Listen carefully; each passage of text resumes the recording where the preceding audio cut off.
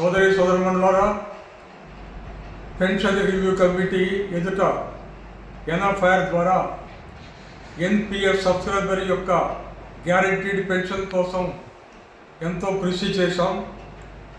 ఈ క్రమంలో pension review కమిటీతో చివరి దఫా జరిగినటువంటి మీటింగ్లో 15 జూలై 2024 మీటింగ్లో కొన్ని అంశాలపైన ఒక అంగీకారానికి రావడం జరిగింది.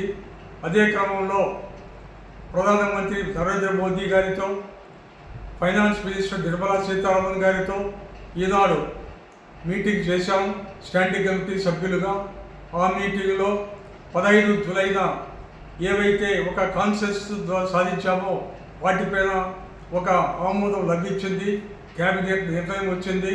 దాని ఫలితంగా యూనిఫైడ్ పెన్షన్ స్కీమ్ ద్వారా ప్రతి రైల్వే కార్మికులకి జీతంలో సగం గ్యారంటీడ్ పెన్షన్ లభిస్తుంది, డియర్నెస్ రిలీఫ్ లభిస్తుంది.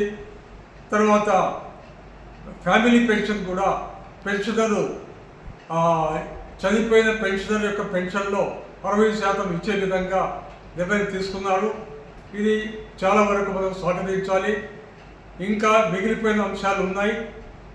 Additional pension, age related pension, మరియు ఆ జీతం కనుక రివిజన్ అవుతే పే కమిషన్ ద్వారా, వేజ్ రివిజన్ ద్వారా అప్పుడు పెన్షన్ పెరుగుదల, ఈ అంశాలపైన ఎన్ఎఫ్ఐఆర్ కృషి చేస్తుందని చెబుతూ మీ అందరికీ శుభాకాంక్షలు తెలుపుతూ నేను ముగిస్తున్నాను.